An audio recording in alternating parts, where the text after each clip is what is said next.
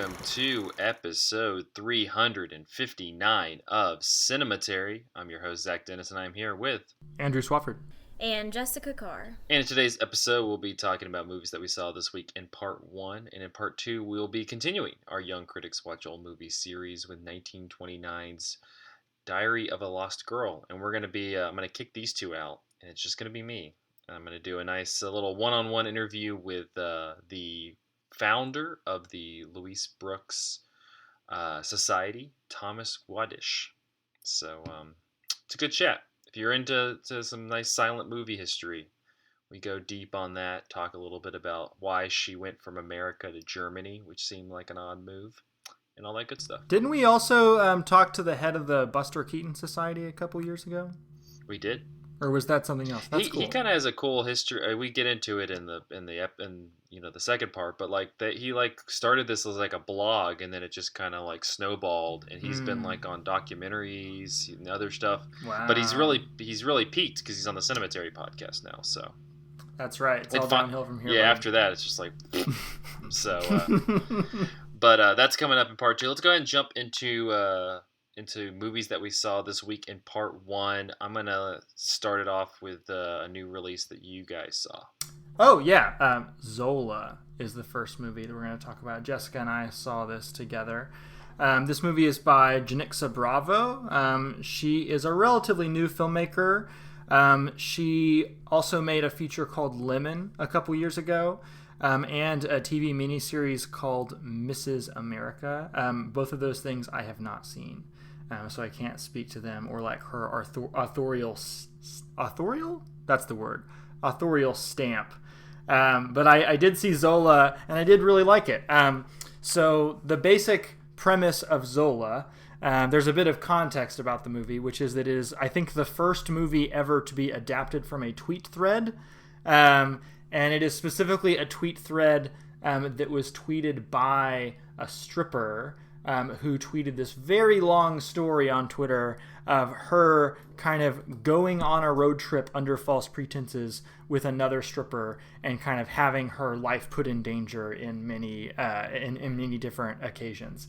And so that tweet thread kind of blew up. It went viral. She deleted it at one point, but the screenshots were saved by some random white boy on Reddit, and he archived them on Imager.com, and it has kind of lived on there. One fun fact that I recently learned is that guy has a Letterboxd account, and he wrote a review of Zola in which he linked people to a video of him at the premiere meeting the titular Zola for the first time. Zola is the name of the stripper who wrote the tweet thread.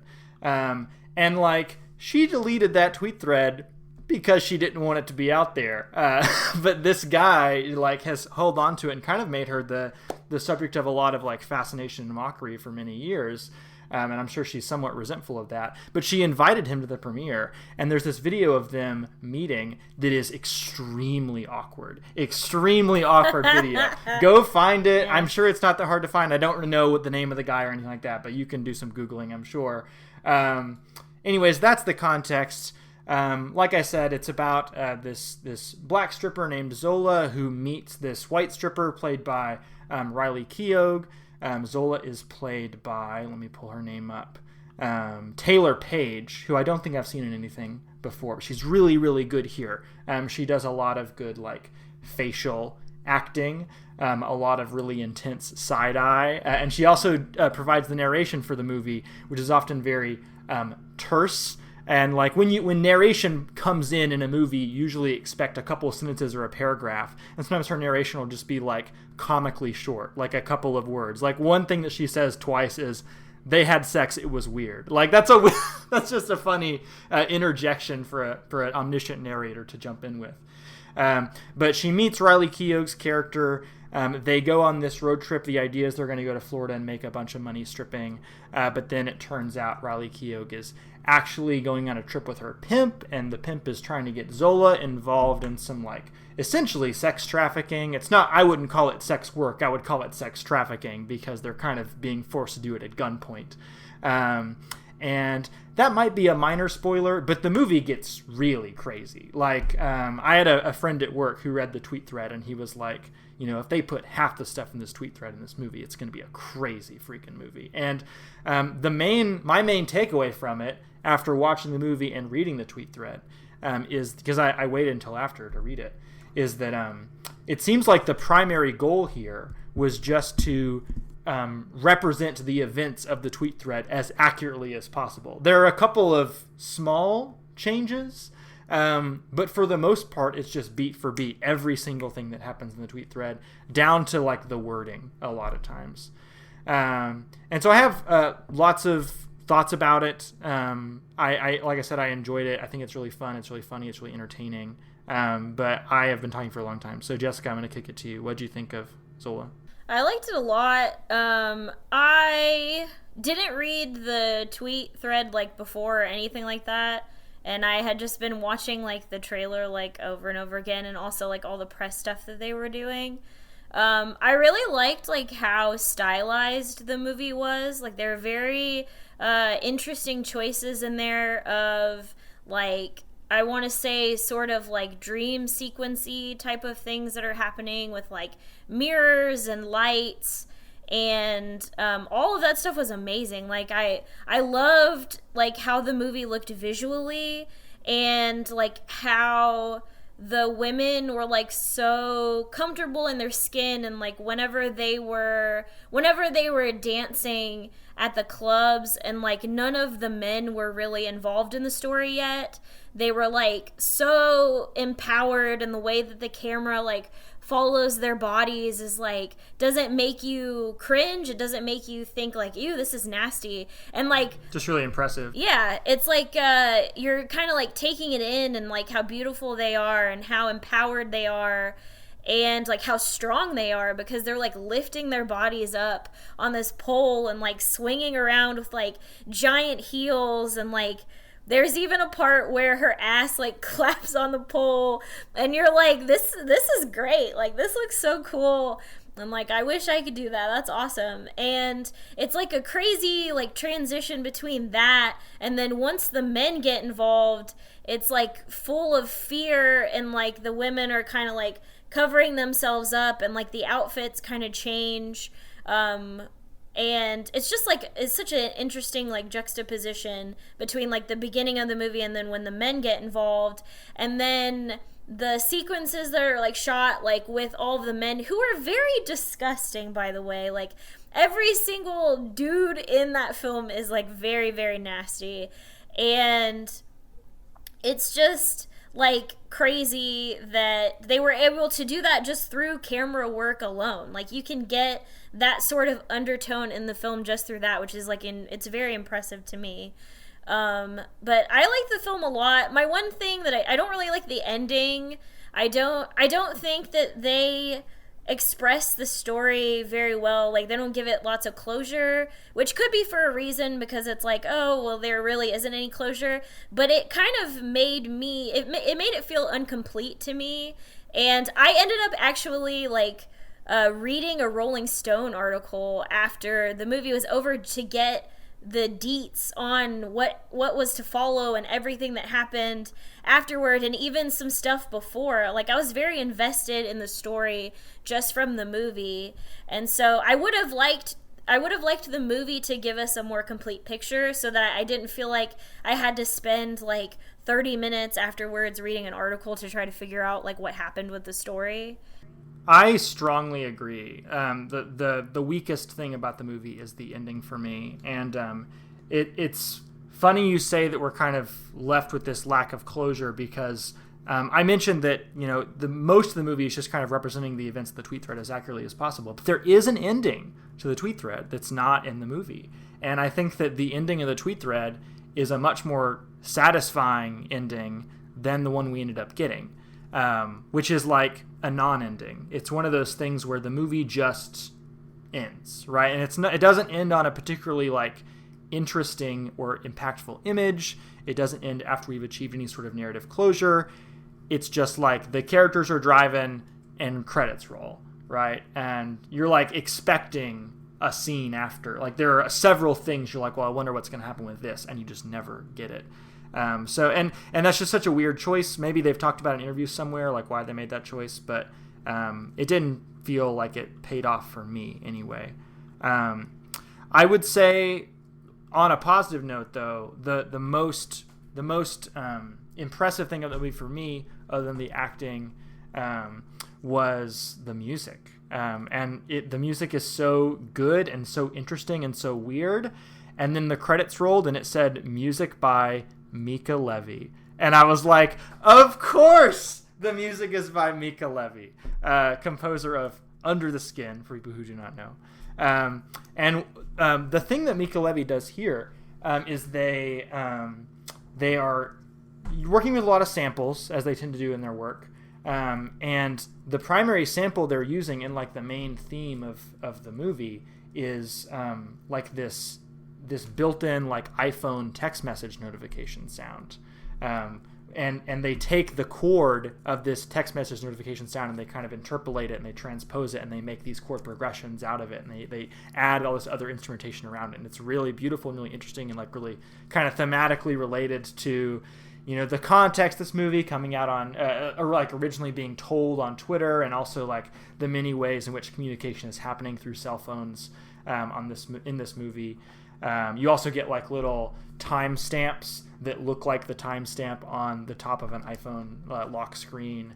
And there's also like montage sequences that are built around these loops, like these really, really simple rudimentary loops that at first glance or at first hearing, they kind of sound like really upbeat, like dancey, like trap music or something. But because the loops are so simple, as they go on, you kind of like recognize how artificial they are. Like you start to hear like the seams in between each one of the loops. And that kind of goes along with the sort of artificial, affection or artificial ways in which these characters are interacting with each other so often in this movie. I mean, I just thought the score was so brilliant.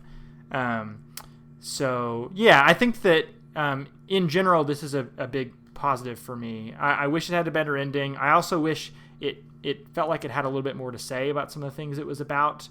Whether that be like sex work or race or social media or cell phones or whatever. I feel like those things are just sort of like facts of life in the story and not necessarily things the story goes out of its way to comment upon, which could be a positive or negative thing depending on your perspective, I guess. But super entertaining, super like energetic movie. People should go watch it. I think it's cool that Janisha Bravo is like getting to make like it's not like a giant movie, but it's like a movie that plays like in movie theaters, and a lot of her stuff has been very like she's done a lot of short films, a lot of TV episodes, and she's had a couple features, but they've been very small indie things that don't really appear in like a multiplex. And so it was kind of cool that like at the local AMC that Zola's playing, like she's a cool, interesting voice that's done. She's done some good stuff on TV, so I'm glad to see her like getting a shot. Cool. Well, I guess Zola, you can find it at your local movie theater if you were so inclined. I'm going to go the opposite direction. You cannot find this at your local movie theater, but it is a new movie. And that is No Sudden Move, which is the latest Steven Soderbergh movie. It is available on HBO Max because I think he's got a deal with them. He's been doing stuff for them lately. But this one got a pretty big cast on this one. It's about this. So you have this trio of hitmen who are played by Don Cheadle, Benicio del Toro, and Kieran Culkin, who are hired by I guess we haven't seen Brendan Fraser in a while, but he looked different. But Brendan Fraser kind of plays like this man who hires these three hitmen to go and make sure that this job goes off without any hitches. And the job is they're going to go to David Harbour's house, who is the dude, the police guy from Stranger Things. And they're going to go to his house and force him and his family at gunpoint. They're going to force him to go to his office. He works at General Motors. It's Detroit in the 1950s. and go get some document that has, some sort of trade information, and he's going to bring it back, and they're going to leave. Naturally, that doesn't go the way that they kind of expect it to, and so things go a little awry, and so then it's them trying to figure out who set them up for this job. Was it Brendan Fraser? Was it this one mobster who's played by Ray Liotta? Was another mobster who's played by Bill Duke? You also have this I don't think he's a federal agent. He's just like a government. It's John Hamm. They put a suit and tie on him, and he's a government agent. He's a dick, and so he's good in that role. But yeah, I think it's a little bit more. It's way more structured than a lot of like Soderbergh's recent stuff has been, which I've been a giant fan of recent Soderbergh stuff because he's constantly, and it's very apparent in this also, he's constantly just like kind of trying stuff, and he's constantly taking, and he talked about this on Mark Maron's podcast, but he's, obsessed with like getting, with like taking familiar genres of movies, familiar kind of movie tropes, and but like also infusing them with like new, not only new technologies, but like just new ways of thinking. And so sometimes it works, sometimes it doesn't. Like his last one, which I think it's High Flying Bird. Oh no, it was the one with Meryl Streep. Yeah, I'm just gonna be like, the Meryl Streep one. Let Them All Talk. Let Them All Talk is pretty it's been like all over the place because you have like High Flying Bird and Unsane, which are entirely shot on iPhones, and like he's talking about that, and Mark Maron's like, are you like, is it a gimmick? Like, are you trying to do this like just to see if it works? And he's like, no, I just kind of. It just felt right for like this, like he was like, this story felt like it needed to be like kind of claustrophobic, and like this seemed like the perfect device for that. Like there wasn't any like, he's like, I'm not like trying to like galaxy brain it, I'm just thinking of what works best for the story.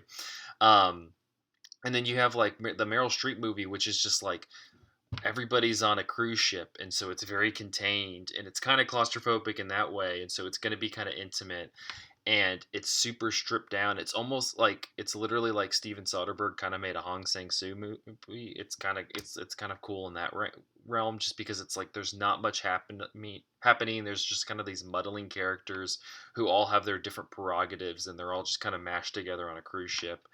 And this one is a little bit more, like I said, this one's much more structured. Like it feels much more traditional. I saw a lot of people kind of harkening back to like his Ocean's movies and Logan Lucky and things like that. It's definitely like engaged with like being like a film noir. Like it kind of takes a lot of different noir-ish tropes and kind of tosses them together. But I mean, I think the majority of like the entertainment value, at least for me, is one, I think Soderbergh's such a smart director. He sets up everything in such a interesting and like fascinating way. He's using this lens in this movie that's kind of like a fisheye lens, that like distorts, like, so like if like this is the lens, it's like distorting the image here, so like you'll see like Benicio del Toro straight ahead, but then you'll kind of have like that fisheye effect on the side, so you can't really see what's going on around you. And it's a little disorienting at first, but then you kind of get used to it, because it also kind of creates this effect where you're focusing in on the action in front of you, and you become like, everything around you kind of becomes diluted, because that's kind of what these characters are dealing with, where they're focused on the one thing of like, this money is here and I need to have this money and not die, but there's all this dilution around it, and he's able to kind of work with that and work in this what I found to be kind of a clever sociopolitical kind of comment into it that doesn't feel like too ham-fisted, that I thought was really interesting. I think it's a nice little smart movie. I think it's one of those movies that unfortunately people put a lot of like they put a lot on, because they get angry that, oh well, he's just copying, like he's copying these noir tropes, he's copying this, he's like just kind of like I think people have issue, there's people who have like issues with directors playing in genre, and it's like, yes, he's not trying to reinvent the genre. He's like, I like this. I'm gonna make a story in it, and I'm just gonna kind of. You have like Don Cheadle, who's like finally gets to act. He's been stuck in, fucking Avengers movies for like a decade now. Like he gets to act, and he's great. You got Benicio del Toro, who's been like kind of popping up in like some bigger movies, and he gets to act. You get David Harbour actually gets to like kind of have some fun and not be stuck in the Stranger Things universe. You get to see Brendan Fraser. Where's Brendan Fraser been? It's that's kind of great. Bill Duke wears a pimp jacket the entire time and has these giant sunglasses. Like, it's just, I don't know. It's really fun. Like, all of that stuff is just kind of really fun. And I think that he's such a skilled director that it makes it worthwhile. And so, if you have HBO Max, I recommend checking it out. I think it's a good one. And I'm like on like the front car of the late period Soderbergh train. I really like all the stuff he's doing. You're the biggest late period Soderbergh fan I know. I don't know if this is like a big thing. No, we need to talk about late period Soderbergh with Astor. Oh, yeah. I think it was off mic, off camera, talking about Unsane and how much we like Unsane. So like, we need to just have like a late period Soderbergh geek out for one episode. Do it. Yeah. So, all right, I'm gonna toss it over to you, Andrew. You have another streaming person. Yeah. Speaking of filmmakers playing with genre, here's a good example of a movie that's playing with genre, like emphasis on playing. That movie is Fear Street Part 1, colon 1994. And as the title suggests, this is one part of a larger film series. There are actually going to be 3 Fear Street movies that were all shot concurrently, and they're all being dropped one after another on Netflix over the next couple of weekends. So part 1 is on Netflix now. Part 2 will be on Netflix probably by the time you hear this episode. And then part 2 is going to be on Netflix the week after that. So it's one kind of like large scope story presented in 3 feature films, which is kind of interesting. I was interested in this partially because of the premise, but partially because I was really impressed by the director's first feature. This is only her second released feature. The director, I'm really sorry, I'm definitely going to say her name wrong, but it's Lee Janiak, maybe? But her debut is called Honeymoon, which I also saw on Netflix several years ago, and I talked about it on the podcast, actually, so people can go back and re-listen to that if they want to. I really liked Honeymoon. I thought it was a horror movie. It's like a Cabin in the Woods horror movie, but it's not like most Cabin in the Woods horror movies. It's very tight, very mysterious, very smart. And so when I heard about this, I was really excited. So the basic idea here is that the Fear Street movies are all slashers, but they're all set in different historical time periods. So the first one is set in 1994, the second one is set in the 70s, and the third one is set in the 1600s. So you're experiencing this like recurring slasher, as we often do in slasher franchises, which can go on for like 5, 6, 7 iterations. But now we're doing them backwards. We're going back in time and talking about how this slasher has kind of existed for, decades, centuries, who knows how long, right? And I don't know where this is going to end up going. I can only talk about the first part of it, but I thought that was a really interesting premise. It is also a dead teenager movie, which, I've been wanting to see more dead teenager movies. I talk about it in my video essay on guns and horror. There was actually like a really funny moment in this movie where there's a slasher sequence set in a school with this like really conspicuously placed gun-free school zone sign that I thought was really funny. But yeah, I like slashers. I think they're interesting on kind of a theoretical level, even if they're not particularly good. And this also kind of has the added like pedigree of being an adaptation of an R.L. Stine series. R.L. Stine did the Goosebumps books, but he also did a really long series called Fear Street, which is like 50 plus books. And I don't think this movie is an adaptation of any individual book. I think it's just kind of like working in the world that R.L. Stine created. But it's not a kids movie. It's rated R. It has a lot of blood and violence and profanity and sex. And there's like a lesbian romance at the center of the movie, which is like just really interesting to kind of like breathe a certain amount of like fresh and adult life into this beloved children's franchise. So very cool concept. There are unfortunately a lot of drawbacks to the movie, at least, just basing my assessment on the first installment of it. One is needle drops. There are a lot of needle drops in this movie, and it seems like that's the primary way they want to convey what time period we're in to the viewers. But there comes a point where there are too many needle drops. And when I say too many, I mean you get 10 seconds of one 90s song and then immediately 10 seconds of another 90s song. And in some cases, then immediately 10 seconds of a third 90s song. And it's just like, it's totally tonally inconsistent. It's distracting because, like, I would love to watch a whole montage set to Radiohead's Creep, but you gave me the first 5 seconds of Radiohead's Creep just to be like, hey, remember the 90s? Remember this song? It's really distracting. And it does kind of taper off after a certain point once we kind of get into like the meat of the story. But the first like 30, 45 minutes is just like, Nine Inch Nails, Portishead, Insane in the Membrane, like again and again and again, like constant needle dropping. Another thing about it is that I don't even know if this is a positive thing or a negative thing, but the climax of this movie is like genuinely upsetting in a way that I'm not used to feeling in a slasher. And maybe that's the point. Maybe like this is supposed to like be a very emotional reimagining of what a slasher could be. Because most of the time in slasher movies, the characters are just kind of like meat puppets who are there to get, cut up. But I like really cared about these kids by the end. And I didn't at the beginning. I thought they were obnoxious at the beginning. But I really cared about them by the end. And there's like, I don't want to spoil it. So I won't, but I will say that there's a character who's like doomed to die after a certain point. Like everybody knows this character's going to die, and they might have to like make it happen themselves. Like they might have to kill their friend who they love, right? And like the weight of death kind of like hangs over this movie in like a really intense way. Like the sense of the finality of somebody's life, especially somebody so young, kind of hangs over this movie in a way that is, again, like really uncharacteristic of this genre.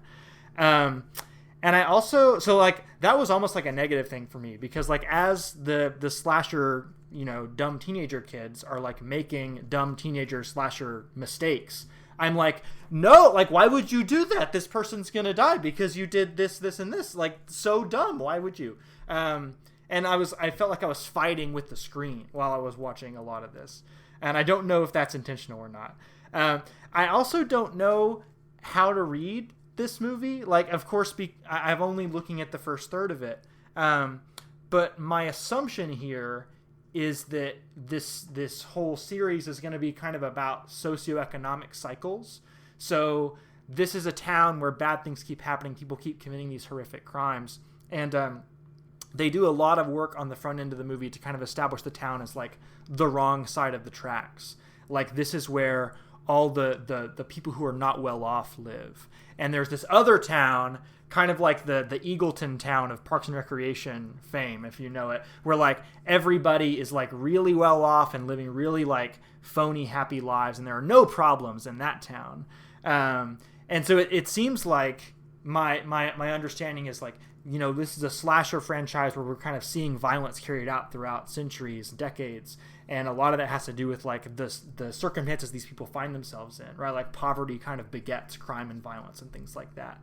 But there are also like parts of the movie where characters kind of stop everything to almost talk directly to the character and say like, talk directly to the camera, and be like, that's not how you're supposed to interpret this. Like, there are characters who like directly critique the idea of like, this is just a town where people commit crime because they're poor. Instead, like, it really pins all the blame for this violence on like this one supernatural figure who's like a person. And it feels like a very kind of individualistic, like neoliberal, if I can use that buzzword, way of looking at the world. Like, you know, all of these cyclic systemic issues that people are facing are really just because of like this one person who did a bad magic spell once, you know. But I again, I want to avoid casting judgment because I've only seen the first third, and I'm really excited to see part 2 and part 3 because it's just such an interesting concept for a film project. And I would recommend it. I'm not going to say it's great. It's definitely not as good as Zola. It's definitely not as good as Honeymoon at this point in my experience with it. But it is interesting and worth watching and worth paying attention to over the next couple of weeks, I think. It's on Netflix, correct? It is on Netflix. You should. Well. Oh, if I could say one more thing about it. Sorry. Because you mentioned it was on Netflix. That the fact that it is on Netflix kind of poses a problem for the movie in a small way, which is that, like, I recently learned that Netflix, with their original features, they have like this house style and like these specific cameras that they make people shoot on. And this movie like looks kind of junky, like compared to the director's first feature Honeymoon, which is like gorgeous and like, again, really eerie and atmospheric. This looks and feels kind of like Stranger Things. And they're kind of going for that because it's a retro throwbacky thing, sort of like Stranger Things is. But I was never really impressed by the filmmaking of it. And there's also a weird thing at the end where it does a to be continued next time on Fear Street montage. And I'm like, is this a movie or isn't it? I mean, I know I've been on the record as saying there's not that much of a difference between movies and TV, but I like the idea of this being like 3 movies dropping at around the same time as opposed to a short TV season with really long episodes. They're messing with me. Yeah. I think they're just messing with Andrew on that. They're just like, this dude, I know this dude like has that whole debate, so let's mess with him with this random 3-movie Netflix series. Well, cool. Jessica, we got a little bit more time, so why don't you take us home with the tried and true classic that is... It's 2, right? So... Number 2, Teenage Mutant Ninja Turtles. No, I mean, I saw both of them, but my favorite is the first one. Please. I did see both of them. Central Cinema was showing the Ooze one, and it was very good. They sold Harvey's Pizza during the movie, which was an amazing cinematic experience. Before I talk about Teenage Mutant Ninja Turtles, I was given a screener by Neon for the film Pig, which stars Nicolas Cage, and all I can say about it right now is that I really liked it, and I'm going to drop my review on cinematary.com on July the 12th. So... on Monday, if you're listening to so this. You guys are going to get all the deets about Pig. It was a very, very good movie. I have lots of things to say about it, and it's surprisingly a foodie movie. You're the perfect person. So I was actually... I know. I was like sort of the perfect person for that. So anyways, no more pigs. Now we're talking about turtles. And so this movie came out in 1990. This is not the reboot new one. This is like the first movie that they made, directed by Steve Barron. And the things that I want to say about it is, like, I thought you said Steve Bannon for a second. No! Jesus! Barron! Steve Bannon's Teenage Mutant Ninja Turtles. Oh my gosh. Andrew's... where they're fighting for the preservation of Western civilization, you know? But pizza did! Alright, sorry, Jessica. Anyways, this was my first time watching this movie, and I was, like, really surprised by how touching it was, and... there was something super special in the film that I realized while I was watching it is that, like, now that we have, like, CGI and all of these, like, special effects, there is, like, not as much, sometimes there's not as much love put into films. Like, I think the last movie that I saw where I was like, oh, they're really doing this the original way was Possessor, because they made so many prosthetics like for the film, and there was like lots of original ideas of how can we visually convey what's happening, but not just do it with a computer. And Teenage Mutant Ninja Turtles, like, all of the suits were made. Like, there's lots of puppets that are in the film. Splinter the rat is a puppet. Like, he's like a giant puppet that they made. And there's also a flashback sequence of when the turtles were made, like when they were created, and it was like puppets, like little turtle puppets that were going into this ooze and like slowly turning into like weird human like turtles. But it was like all done with puppets. Like there was nothing that they did with like CGI or anything like that. And it was like a little bit corny, but in a really cool way. Like it was like you could tell that the team who put the movie together like really cared about what they were doing. And it was Jim Henson's like puppet company, and they built like everything by hand, and it was like so much love and care was put into this like very sweet movie about fatherhood.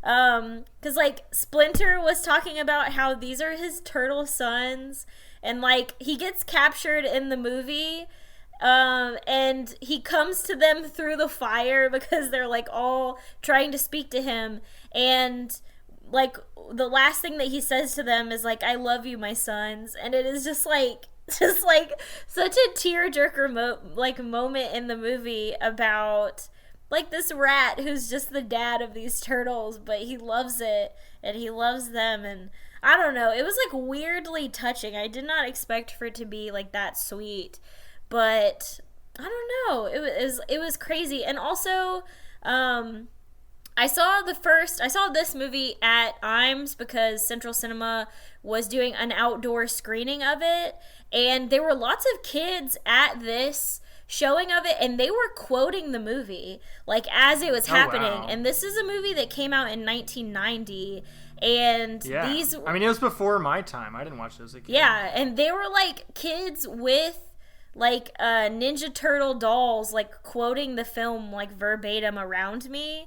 And it was very surprising. It was very funny. At the beginning of the movie, they say "damn" at least like 3 times because they're like, this is a kid's movie. Like, we're turtles, we're serious.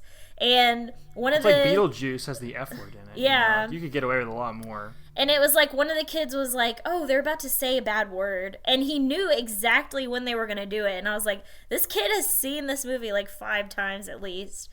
But this kid has seen things. It was crazy. But it was a weird moment, but also very cool, where you watch a movie for the first time and it's surprisingly amazing. Like, I gave it like 4.5 stars on Letterboxd, and I was like, "Oh, this is so great." It hit me in such a weird way where I was like, "This is awesome." And then I told a friend about it, and they watched it and they were like, this was not as good as you said that it was. So maybe I was partial to it for some reason. You had I the don't know. pizza. You were in pizza. You were in the zone because you had that cinematic pizza. Cowabunga. Yeah. Yes, cowabunga indeed.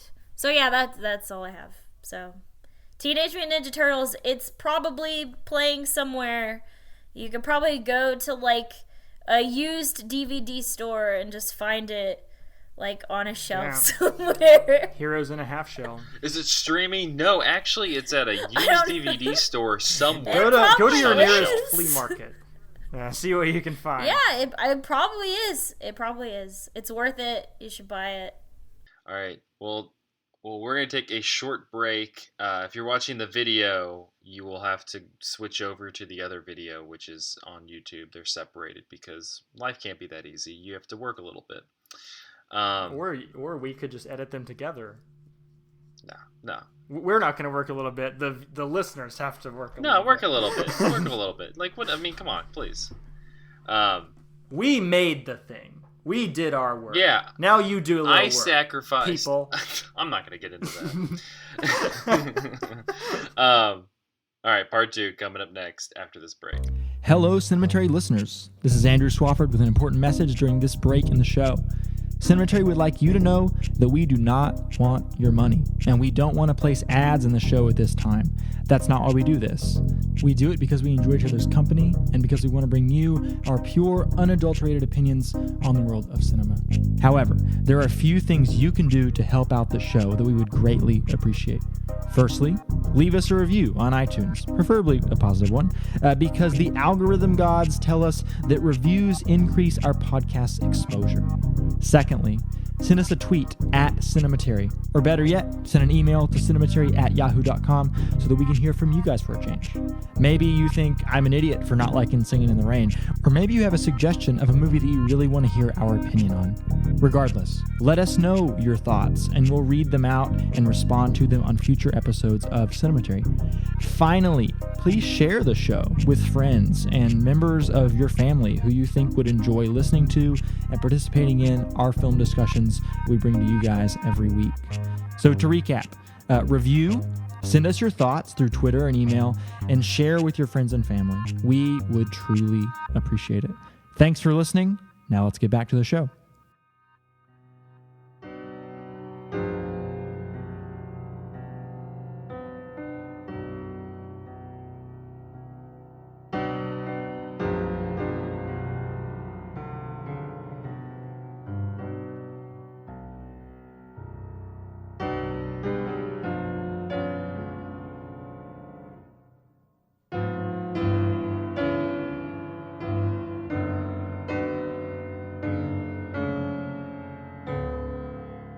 And we're back with episode 359 of Cinematary. In this part, we will be continuing our Young Critics Watch Old Movies series with 1929's Diary of a Lost Girl. And joining me today is our guest, Thomas Gladysz.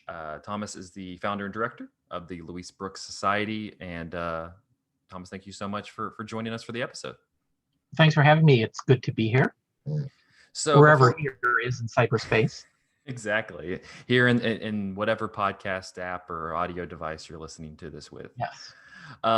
Before we jump into the discussion on Diary of a Lost Girl, I wanted to talk a little bit about the Louise Brooks Society. Tell me a little bit about what y'all do and what programming and such that you all have done recently. Well, it's a group. It's a website that I actually started 26 years ago.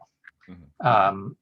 And I put it up in 1995 because just before that I had seen Louise Brooks in Pandora's Box. And it was just a chance encounter, you might say, because I went to the video store one night, back when we used to have video stores, and I rented Pandora's Box, just thought, oh, this looks kind of maybe interesting. So I took it home and watched it, and I was just blown away. I just had never seen anything like it before. I didn't really know anything about Louise Brooks. I had seen a few German films from the time, but I was just really stunned. So, I got up the next morning and watched it all over again because it was I had to see it again. And plus I had to return the video, the next day. Sure. But, so I was just like wowed by seeing her in Pandora's Box. So, I talked to people at work about this film that I had seen over the weekend, and I asked friends, film buffs, hey, have you ever heard about this? Do you know anything? And people were kind of vague. They didn't really know too much about her. And so, I looked for books at the library, I looked for other videos to rent, and it became this quest. And this was in the early 1990s. And just when the internet and the World Wide Web was starting. So in 1995, I launched my website, the Louise Brooks Society, to try to connect with other people in the world to see if they shared my enthusiasm, to see what they knew about Louise Brooks and Pandora's Box and the world of silent film. So I launched the website, and it's been going ever since. And it was a way to, reach out to other film buffs, other film historians, enthusiasts, individuals. And, over time, I've heard from her family members. I've heard from actors and actresses and famous writers and all kinds of people who share my enthusiasm, rock musicians. It's pretty amazing what a following she has. And so Louise Brooks Society has been going since 1995, and it's a website, it's an online archive, and it's sort of a fan club. And over that time, I've done 4 books on her. I have another one in the works, a 2-volume work that should be out later this year, hopefully. I've introduced her films. I've curated exhibits about her. I've lectured about her. I've written articles about her. I'm a sort of a one-man band enthusiast about Louise Brooks. Yeah. Well, it clearly seems like that there is that interest, though. I mean, for you, when you're hearing from all of these people, not just family members, but people just outside of Brooks's family, that clearly she made an impact on them. I mean, what about her as an actress and a persona do you feel like attracted so much attention from so many people? That's a really good question, and it's one I've been thinking about since 1995. She's a kind of an interesting story, and her career is an interesting story. She achieved a great deal of fame in the 1920s, and then it all kind of came crashing down. And she was out of film by 1938 and fallen into obscurity, and people thought she was dead for a while because no one knew anything about her anymore. And then she kind of got rediscovered in the 50s and 60s, and she started writing for magazines like Sight and Sound and Positif. And then she kind of got rediscovered by the greater film community, not just film historians who maybe had an interest in the silent era. And then she kind of moved into, mainstream culture, and to the point where I think now she's kind of just considered a 20th century icon. And ever since the 80s or the 70s, she pops up in movie after movie. There's Something Wild with Melanie Griffith, where Melanie Griffith's character plays Lulu. And it's, and there's so many other films where you see her image. She's constantly being evoked by other filmmakers. And it's because I think the film community, filmmakers, film historians, but also fans just really relate to her on-screen image and also her story. There's a really tremendous biography of her by Barry Paris that, he's really empathetic towards her rise and fall and rise again. It's a book I would highly recommend. Yeah. Well, I know that's something, just her star persona, like you say. I think that's probably what, because we did Pandora's Box here on Cinematary a few years ago. And I think that's kind of the thing that we thought of most with that is, one, it kind of has this queer subtext, and that was something that interested us. But also, we didn't know much about Louise Brooks. We just knew that she kind of was, I think a face in the same realm as like, Marilyn Monroe and Judy Garland, and people who you may not know extensively about their career, but like that face, what they look like on screen. I mean, and so she has this career in Hollywood, but then she ends up in Berlin and Germany doing Pandora's Box and Diary of a Lost Girl. What I think, to me, it's kind of interesting that she took that path, because you have so many German actresses like Greta Garbo and Marlene Dietrich who came from Germany to America.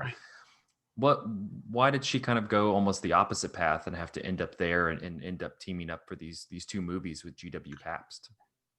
Well, it was kind of on a lark. I mean, it's never anything planned. She's at a point in her career in late 1928 or mid 1928, where her contract was up with Paramount. She wanted to be paid more because she felt like she was on the rise as an actress. They didn't want to pay her more. And she heard about this interest from GW Pabst in Germany. She didn't know anything about Pabst. She didn't know anything about the Lulu plays. But hey, there's this German filmmaker. He's supposed to be kind of good, and he's interested in you. So she, said, "So long, Paramount," which was a gutsy thing to do because they're one of the biggest studios. They were one of the biggest studios in the world, and so she left to make Pandora's Box. And so it was never anything intentional. She just went there, and I think she blossomed as an actress. She had done a good number of films in the United States, starting in 1925 through 1928, and there's some good films there. Beggars of Life is a great film. That's one she did with William Wellman. But when she went to Germany, she blossomed as an actress, and Pabst was well known as a director who could cultivate great actresses. He had worked with Garbo in Joyless Street. He worked with Leni Riefenstahl. He worked with Brigitte Helm, a number of actresses who he really sort of made them shine. And so, he worked wonders with Louise Brooks in Pandora's Box. And then she came back to the States, and then she returned to France because she was going to make a film in France called Prix de Beauté that was scripted by G.W. Pabst and Rennie Clair. But then that project kind of fell apart, and Pabst called her back to Germany, and she made Diary of a Lost Girl. And then eventually she returned to France to make Prix de Beauté. It was Rennie Clair dropped out, and this Italian director who was working in France, Augusto Giannini, ended up directing it. It's a really good film as well. And if your listeners out there have seen Pandora's Box and have seen Diary of a Lost Girl and like them, then they should definitely see Prix de Beauté, because you could almost say it's a loose trilogy, because Louise Brooks is in all films. All three of them are tragedies. The worst things in the world befall her. So they all kind of belong together. Yeah. And that was the high point of her career, was working in Europe. Yeah, it seemed like, just from cursory research, that she really thrived there, and then it seems like she would go home, and the opportunities in Hollywood were less. Yeah, they all dried up because she had walked away from Paramount, and when she returned in 1930, she was kind of blacklisted. She was seen as being difficult to work with. And the scuttlebutt out there was that her voice did not record well, because this was right when silent films were coming in and really talkies were coming in and taking over. So she struggled. She made 3 sort of middling, poor films in 1931, and then she dropped out again for another 5 years, and she made a Western in 1936 and a couple of films that you can't even find her in 1937. Actually, one of them she was cut out of, a film directed by Robert Florey. And then she made a Western with John Wayne in 1938, and that's it. And she hung out in Hollywood for another year or two, and then decided, I'm going back home. And then she took off and left, and that was it. So in some ways, Louise Brooks is a very problematic character in film, or actor in film history, because when people know of her or think of her, they think of Pandora's Box and Lulu. And she's really more than just a one-hit wonder, because I think her 3 European films are all pretty good. I think the 2 Pabst films are masterpieces. But there's more to her than just Pandora's Box and Lulu. She had a relatively brief career. She was in relatively few films. So, there's maybe not a lot to to think about in terms of her. Other people who have been in so many more films, or maybe achieved more. As someone once said about her, there are no other actresses who are so famous and have done so few films. Yeah, I mean, she has such a, getting into the film, she has such a striking presence both in this and in Pandora, where, you immediately are kind of drawn to, just her presence. She just has this presence. For you, revisiting the film last night, what in Diary of a Lost Girl kind of sticks out to you most about the way that she portrays this character in this film? Well, she really inhabits the character. And I don't know, I think that comes from two forces. One of them is Pap's ability to draw out of her all of the sort of suffering and injustice that the character suffers. She really inhabits her character. But the fact that she herself was a victim of sexual abuse when she was a girl, a young girl, and then here she is playing a victim of sexual abuse once again for the third time, at least in her career, is kind of striking. And she said that she never knew what this film was about when she was making it, and she never watched her films when she was making them. Only later in the 50s or 60s did she watch Diary of a Lost Girl and sort of come to terms with what it's really about, which is social injustice and so I think the fact that she had experience with sexual abuse and with Pabst is really drawing on those issues around gender and social injustices, and Louise Brooks is a great fit. So yeah, well, that was something that definitely kind of stuck out to me with both films, is in knowing Pabst. The other of his films that I've seen is The Joyless Street, which is also very ingrained in kind of what we're talking about. And so that's why, when thinking about why she would want to go to Germany, finding work is always good and getting paid. But I wonder if also, just cinema in general in the Weimar era that, they clearly were kind of engaged with a lot of these issues, whether it was, poverty and gender and sexual issues. And it seemed like something that a lot of filmmakers, not just Pabst, but Murnau and Lang, and a lot of these folks were really engaged in kind of exploring that. And I wondered if that was something that was important to her. I don't think so. I don't think we can attribute those interests to her. I think she went on a lark, really, by chance. The great German films from the times are ones that addressed important issues, and those are the ones we remember today. Certainly, there were frivolous, silly films in Germany being made at the time that no one pays attention to anymore. But I think I just don't think that we can really attribute any kind of motivation for her to going to Germany besides she got a job offer, and she wanted to get away from the United States and Paramount and sort of leave her life behind, at least for a short time, to go work somewhere else.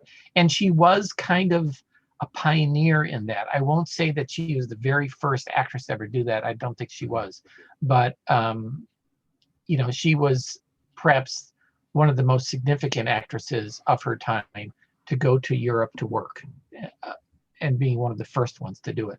I know Anna May Wong, a major Asian American star, went to Europe and made some films.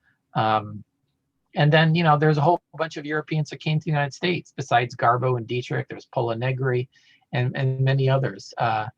But that's during the silent era. Film was a lot more international than we might think, because there wasn't the language barrier. Once talkies came in, obviously, the actors and actresses with the heavy accents had problems. Sure. And that sort of issue surfaces in the next film that Louise Brooks made after Diary, which is Prix de Beauté, where it was a French production, but she didn't speak French and she didn't bother to learn it, so she had to be dubbed in the versions, in the French version that was made. Actually, Prix de Beauté is an interesting story because it was one of the very first French sound films, but it was released as both a silent and a sound film, like a lot of films were on the cusp of the change in the industry. And the other interesting thing about Prix de Beauté, it was made in 4 different languages. It was made in French, German, Italian, and English. And so they had to have actors and actresses, or actors and actresses dub all 4 different versions. But actually, since there's also the French, Italian, German, and English silent versions. So there's actually 8 different versions of that film. Kind of an oddity. Yeah, I guess kind of that international market, getting it out there to different places and different, Right. Film movements it was kind of something to think about. It's interesting that you bring up that she, she kind of was able to transcend, internationally, because that was something that it's quick to learn when you learn about, silent movies. That's why everybody knew who Charlie Chaplin was, people Right. like that, because the movies are silent, it can kind of play for whatever. And so I wonder, maybe that's kind of somewhat of an answer to the first, an early question of, why is Louise Brooks so popular and recognized, is maybe because of that international, just the way that silent movies kind of move. This is true, and also it's also a truism that Louise Brooks is far more popular overseas, back in the 20s and 30s and today. I think she is more popular in France and in Germany and elsewhere, back then than she ever was back in the United States. There was almost, in France, kind of like there was this cult about Jerry Lewis in France in the 60s or whatever. There was almost that kind of appreciation for Louise Brooks in France as well. One of her films, Diary of a Lost Girl, when it showed in Paris, when it first showed there, it played continuously for a couple months, which is unprecedented. Back then, a new film would open up, and it would show for a week, and then it would go. A lot of the films that we would have heard of from the era showed for a week. Maybe if they were extremely popular, like a Chaplin or a Douglas Fairbanks, or maybe a Valentino film, they might show for 2 or 3 weeks, but or even longer. But Diary of a Lost Girl was a huge hit in Paris, probably more than it was in Germany. And then even one of her earlier films, A Girl in Every Port, which was directed by Howard Hawks, a film she made in the States, and it was released in 1928. When that film played in Paris, it was probably the most popular of all of her films, both American and European. It showed continuously for 6 months, which is incredible for the silent era. And a lot of the articles that you'll read in French newspapers and magazines about Diary of a Lost Girl or Pandora's Box will say, oh, the star of A Girl in Every Port is in this film. That's how much of a touchstone it was for viewers back then. So Louise Brooks's reputation is an interesting issue to deal with. And actually, a book that I'm working on right now, that I hope to have finished by the end of the year, is it's called Around the World with Louise Brooks. Mhm. And it looks at her career, tells the story of her career all through international sources. And there's a lot of revelations there about her. For example, with Diary of a Lost Girl. In 1932, a French newspaper put together a poll of the greatest films of all time. This is only in 1932, Mm-hmm. so and a couple of Louise Brooks's films made the list. Mm-hmm. One of them was Diary of a Lost Girl. Pandora's Box was not there. People at the time in Paris and in France thought that Diary of a Lost Girl was a far better film than Pandora's Box. The other film, of course, was A Girl in Every Port. Mm-hmm.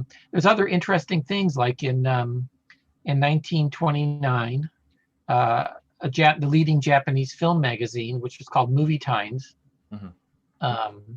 They put out their annual best of lists, and the third best foreign film of the year was Beggars of Life.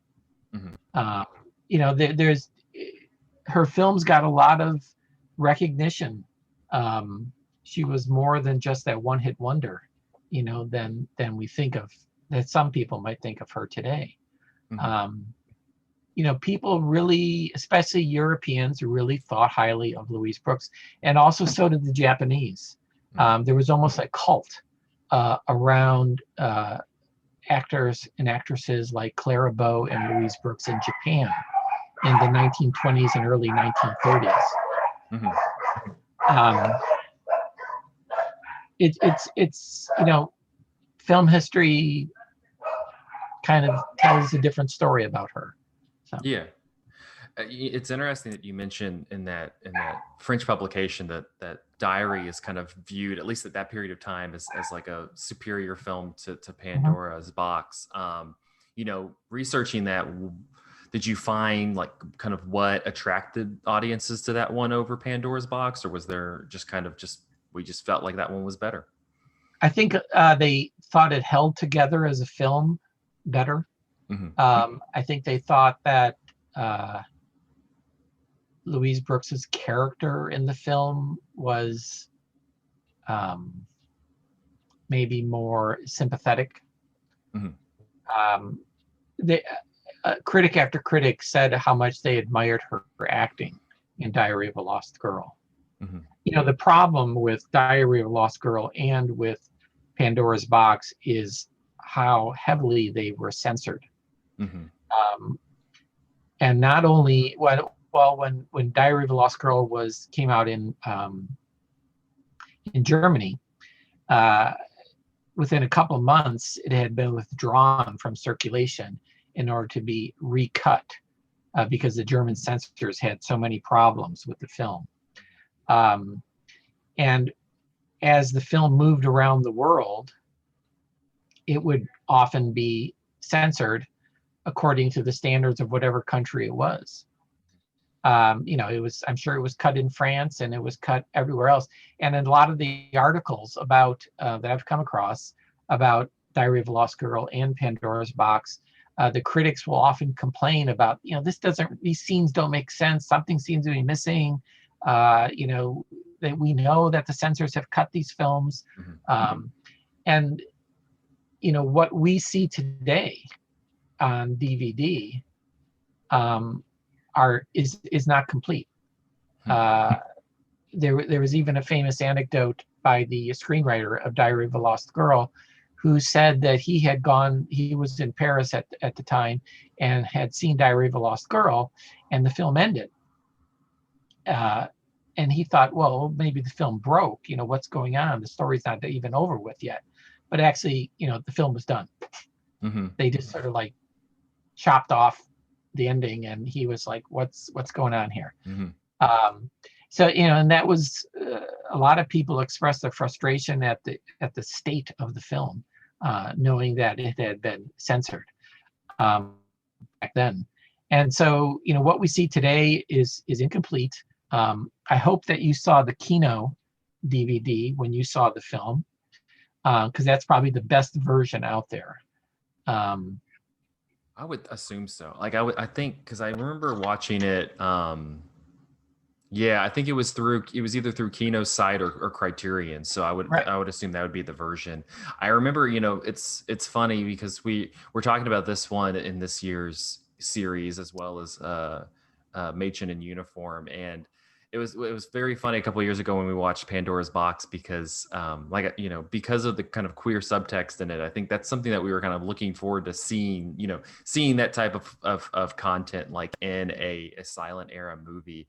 And I Right. remember the discussion on the episode around it being like, honestly, there wasn't enough lesbian stuff, like there wasn't enough, but at the same time, as we learn more about, that film, as well as the other two films I mentioned, that censorship, especially with American versions, US versions, was very prevalent, it seemed. Yeah, I mean, they were heavily censored in Europe, where you might think things were a little more liberal, or things were, Weimar Germany, oh man, they were decadent, and everybody was partying all the time. Yeah. But there was a lot of complaints about the two Pabst films at the time. And the other thing to know that your viewers may not know is, both of the Pabst Louise Brooks films were released right during the transition from silent to sound. Mm-hmm. And as well as Prix de Beauté, her next French film. Mm-hmm. But they never showed in the United States. Well, Pandora's Box was shown in New York City in late 1929. Mm-hmm. And then there's a few hit and miss showings around the United States in the 1930s, where it kind of showed as either an exploitation film, or it showed in art houses, or it didn't really have much of a run besides a couple of weeks in New York City in late 29. So people hardly even knew it was there. Diary of a Lost Girl never showed in the United States until the late 1950s.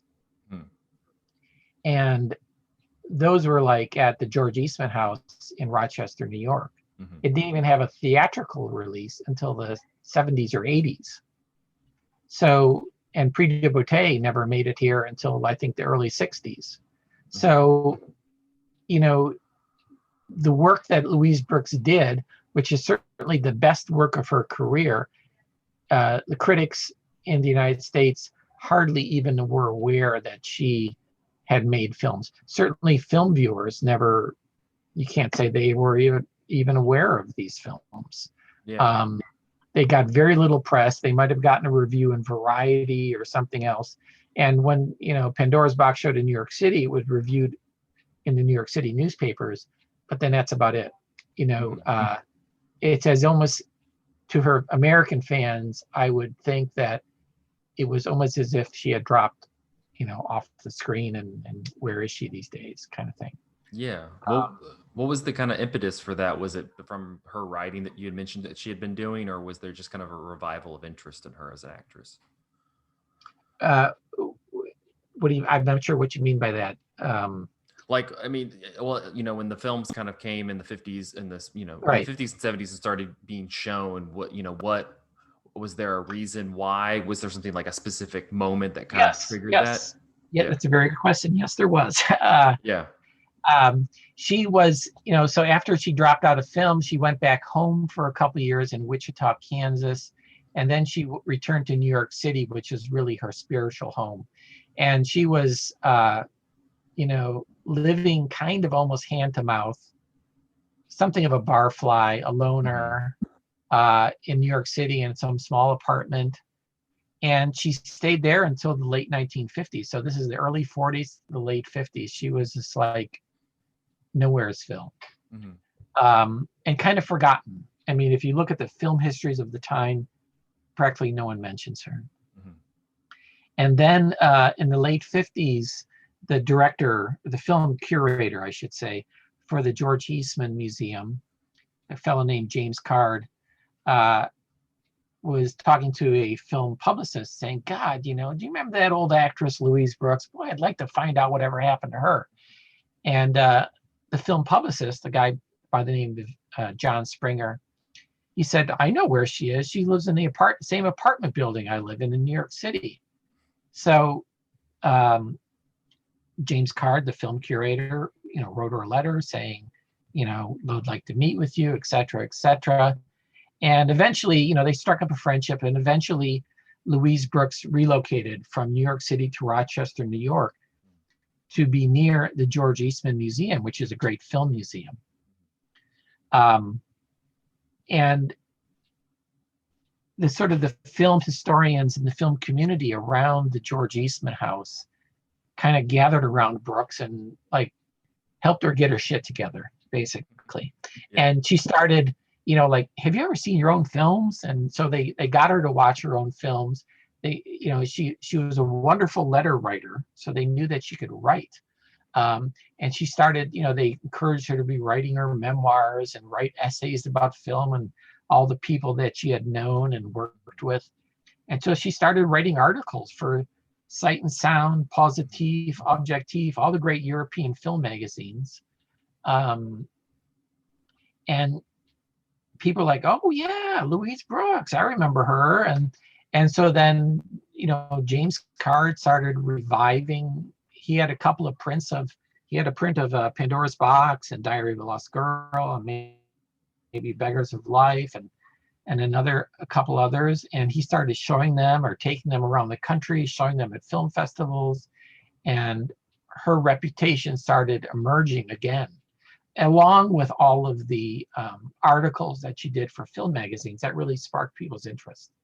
And film historians from the time, and archivists and curators, Henry Langlois, the founder of the French Cinematheque, put on a big retrospective of her films, invited her to Europe to, be like the star of all this. And, it all kind of took off from there. So.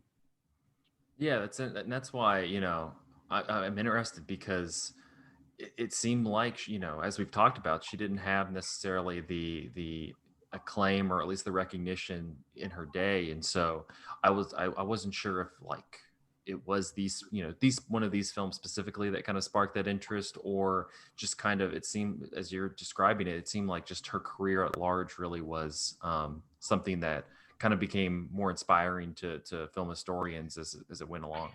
Well, the first film that people during the revival picked up on was Pandora's Box. Mm-hmm. And so everything sort of hinged on that because it is a pretty daring film for its time. And even today, it's kind of some hot topic stuff there, Absolutely.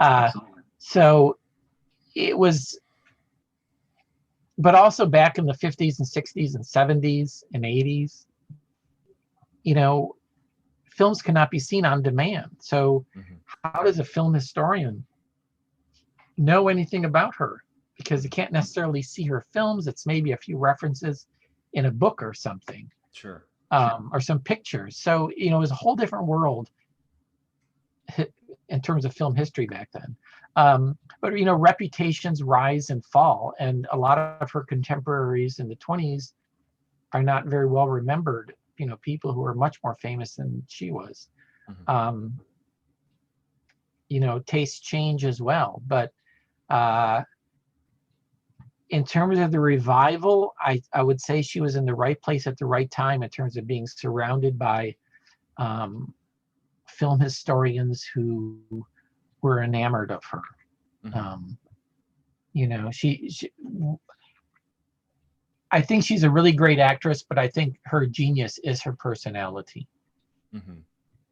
Yeah, and that's I think to add to that is that she's able to exude that in the films. You feel that personality, you feel that she feels very singular in both of these movies, and I think that's a lot of the reason why we're talking about them in a series like this, where we're looking at the canonical history of cinema. Right. not to this might be a Sophie's choice for you, and so you don't have to make a hard decision. But as we kind of wrap up, I'm curious: is Pandora's Box still the one that you would probably recommend the people who are kind of interested in learning more about her, or do you have do you appreciate Diary of a Lost Girl as well? Good question. I would say, Pandora's Box is a great film. I've seen it at least a dozen times. I think Diary of a Lost Girl is maybe the better film. Mm-hmm.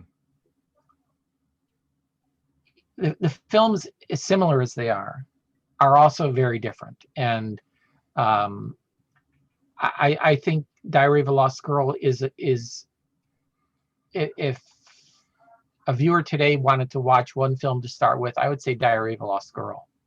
Mm-hmm. Because I think viewers today can relate to it a lot more. It tells a really pretty contemporary kind of story,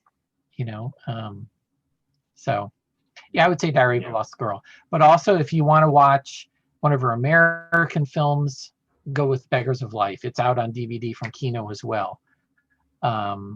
It's also a really tremendous film. She kills her abusive stepfather and goes on the run dressed up like a boy amongst hobos on the run. That's like, whoa, okay. And back in the 1920s when this film was showing, no one had a problem with that. It's like, yeah, that's a pretty cute boy there dressed up and running around with hobos, So yeah, I would say Beggars of Life, Diary of a Lost Girl are both excellent introductions to Louise Brooks.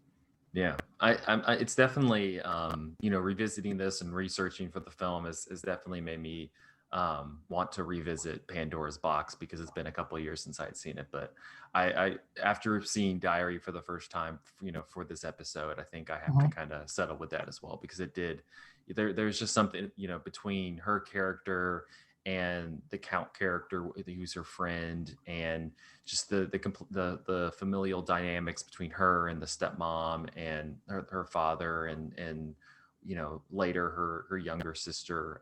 There's a lot of different elements in that film that are really engaging for audiences.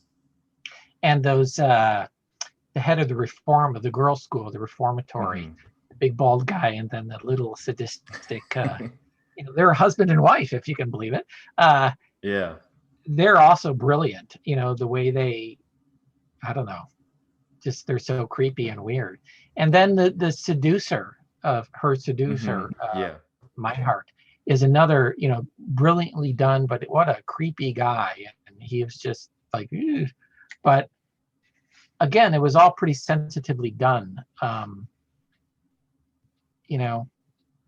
Yeah, absolutely. Yeah, it's a beautiful film. The one thing I really want to also talk about a little bit, definitely, is the book that was the inspiration for Diary of a Lost Girl. Yeah, was the book that the film was based on, and actually Pabst's version of Diary of a Lost Girl was the third film version of it. There was 2 of them made previously, and the book was published in 1905 and was a huge sensation. And it remained in print until the early 1930s when the Nazis, groups allied with the Nazis, drove it out of print, because again, they were attacking the book. Yeah. Because of the story that it tells. And the story that the book tells is the story that Pabst tells, which is really, about the social injustice and pointing a finger at how poorly women, and young women especially, were treated at the time. But it's a fascinating story behind Diary of a Lost Girl. Where is it? Right there. When the book was published in 1905, it was said to be the real diary of a teenager who fell into prostitution.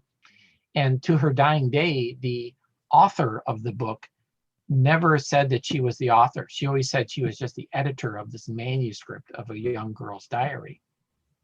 But of course, it really wasn't. It was a fake diary. but she never admitted it, and there was controversy over it, and it was a huge sensation. And a lot of people believed it was a real diary, to the degree that fans of the book wrote to the editor, Margaret Bohm, saying, "Where is Timian, the girl, buried?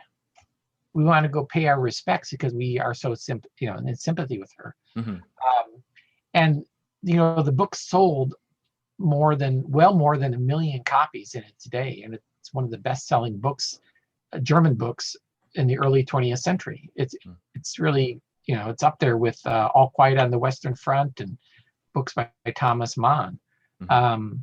But it was typical of Pabst to take a provocative literary text like he did with Wedekind's Lulu plays, and to make a film out of them in order to critique society. There's a lot of interesting background there, which your fans might want to check out. So. Definitely. Was the reason that she kind of promoted that it was, she was just editing this actual manuscript, was that a marketing thing, or was there maybe social pressures involved? There were social pressures. I mean, there was, they tried to censor the book. There was a stage play made from the book that was censored. When the first film versions came out, they too were censored. And it was attacked by all kinds of, Christian groups, groups that ran reformatories and schools for girls, attacked it because said, how can you show this kind of thing? This isn't the way it is. And look what the story is told in the book. There's abortion, suicide, it's just prostitution, and it's just like everything, all the evils of the world, but the author was a single woman who was writing about very, topical subject matter. And I think this was a protection, a defense mechanism to deflect some of the scorn that she received, was to say, oh, it's not my book. But then she actually wrote a sequel too that was turned into a film later. So, the book is too smartly written to be just some naive teenager's diary. There's a lot more structure and whatnot to it. So we know that it's really a novel and it's not a diary. There you go. It's still, that would be a very coy, marketing ploy. If that's, if that was what was going to be, that's pretty smart as well. I would go with that. Be like, yeah. Well, I don't think that she knew that this would have worked at the time, because this was her big breakout book. She had written a number of novels beforehand, and none of them really took off. And then she published this, and it's like, boom, it's selling tens of thousands of copies a month. Yeah. Became quite a phenomenon. Well, thank you, Thomas. Thank you so much for coming on and talking with us. For those who are interested, who you've listened to a long discussion on Louise Brooks, you can find both Pandora's Box, I believe, and Diary of a Lost Girl on Kino Lorber. They have the DVDs, and I think Pandora's Box is out there from Criterion. Okay, but Criterion, it's out of print, unfortunately. Shame on Criterion. But yeah, Diary of a Lost Girl is available on Kino. For those interested, I did the audio commentary on the recent Kino release. And I also did the audio commentary on the Kino release for Beggars of Life. Okay. Check them out, and check out my website, the Louise Brooks Society. Just Google it; it's there. And I guess look for your book. Hopefully, it's coming up soon. Yeah. Well, by the end of the year, Around the World with Louise Brooks. Well, we'll be looking forward to it. Okay, thank you. And that'll wrap up this episode of Cinematary. You can find us on Facebook at facebook.com/Cinematary, on Twitter and Instagram at handle @Cinematary, and on Letterboxd at letterboxd.com/Cinematary, where we post all the movies that we talked about in this episode. Also, head over to patreon.com/Cinematary if you would like to support the show. Thank you to our patrons. Cam, Chad Newsom, Christina Daughtry, Corey Willingham, Harry Eskin, Candace Sisson, Ron Hayes, Titus Arthur, and Tyler Chandler, and Whitney Rio Ross. Thank you so much for your patronage. Next week, we'll be continuing our Young Critics Watch Old Movies series with It Happened One Night. See you next week.